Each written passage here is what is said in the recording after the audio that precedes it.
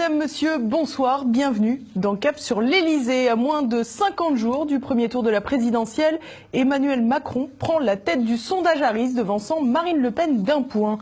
Depuis le début de la campagne, tout semble sourire au banquier Rothschild, coqueluche des médias. Alors que les affaires s'abattaient sur Marine Le Pen et sur François Fillon, la foudre médiatique a bel et bien choisi son protégé. L'ancien locataire de Bercy a tous les droits, pas question de fouiller dans son passé. Pourtant, Macron, ce n'est pas que la bulle médiatique autour d'un loup de la finance, c'est aussi une part d'ombre. Retour sur des affaires capables de jeter l'opprobre sur le favori du système.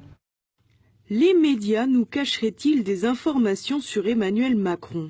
C'est en tout cas l'impression que l'on a si l'on compare avec le déferlement de boules puantes sur les candidats Fillon et Le Pen. Pourtant, Emmanuel Macron n'est pas exempt de tout soupçon. Bien au contraire.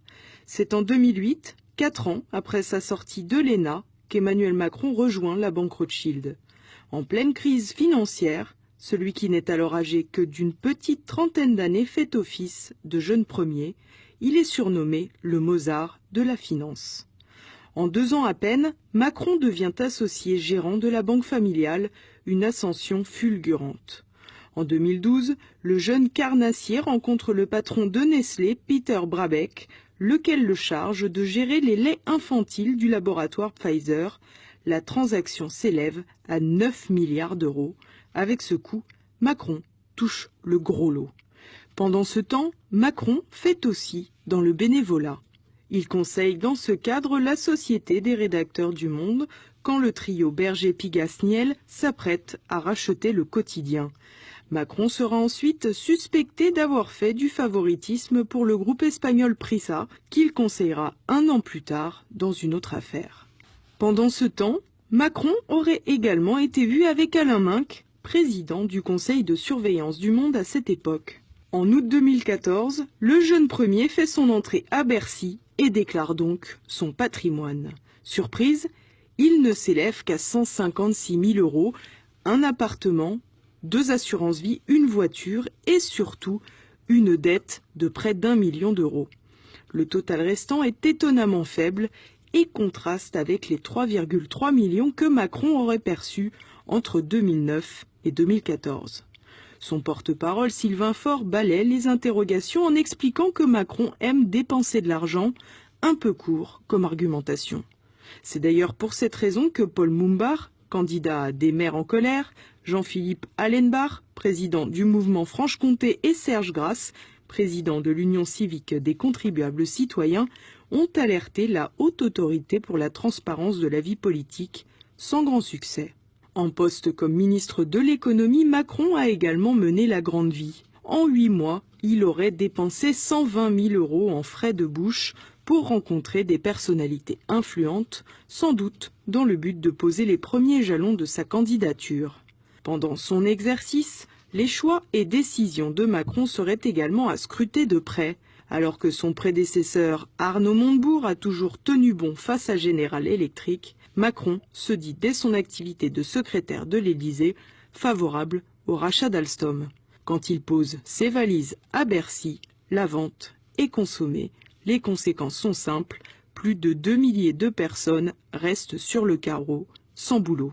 Un peu plus tard, Emmanuel Macron brade l'aéroport de Toulouse-Blagnac aux Chinois, tout en promettant qu'il ne s'agit pas d'une privatisation. À peine 1 an après, les investisseurs ont pris le contrôle et siphonnent la trésorerie pour se servir des dividendes. Macron a donc vraisemblablement menti. Il ne pouvait pas ignorer que l'affaire allait déboucher sur une privatisation. Et jamais 203, l'énarque n'est pas étranger non plus à la reprise de SFR par le groupe Altis de Patrick Drahi. La fusion a d'ailleurs été organisée par le banquier de chez Morgan Stanley, spécialisé dans les télécoms, Bernard Mourad. Ce dernier a depuis intégré l'équipe resserrée d'Emmanuel Macron. Entre-temps, le rachat a mis encore quelques milliers de personnes au chômage, mais pour les grands de ce monde, la fin justifie les moyens. L'autorité de la concurrence a toutefois annoncé jeudi dernier qu'une amende de 40 millions d'euros vient d'être décidée pour SFR, notamment en raison du non-respect des raccordements avec la fibre. Toujours en poste à Bercy, Macron s'était déplacé jusqu'à Las Vegas pour rencontrer les patrons de start-up françaises pour commencer à travailler sa popularité. Une rencontre organisée par le groupe Havas, présidé par Yannick Bolloré, fils du patron de Canal, Vincent Bolloré. Problème, il n'y aurait pas eu d'appel d'offres pour choisir le prestataire du raout. Du coup, Emmanuel Macron pourrait faire l'objet de poursuites pour délit de favoritisme. Des suspicions éclaboussent également quelques proches de l'homme aux deux alliances. En effet, Jean-Jacques Mourad, frère du banquier Mourad, cardiologue de son état, était jusqu'il y a quelques jours un des deux monsieur santé du mouvement En Marche. Dans ce cadre, il représentait fréquemment Emmanuel Macron. Premier problème, Jean-Jacques Mourad est également consultant pour le laboratoire Servier et il a empoché pour 66 interventions en congrès ou colloques la modique somme de 80 000 €. Deuxième problème, Jean-Jacques Mourad a oublié de le dire et l'affaire relève donc du pur conflit d'intérêts. Troisième problème, Servier fabrique des médicaments contre l'hypertension artérielle et bingo, le programme de Macron plaide pour un meilleur remboursement de ses produits. Le scandale a fait long feu, mais le gentil cardiologue a levé le camp du mouvement En Marche. Il pourra toutefois continuer à influencer le programme du candidat par le biais de son frère. Du côté des jeunes avec Macron, il y a un loup aussi. En effet, le très actif responsable Florian Humez est également l'assistant parlementaire à mi-temps de Jean-Jacques Bridet, maire de Fresnes, un des soutiens indéfectibles de l'ancien ministre de l'économie.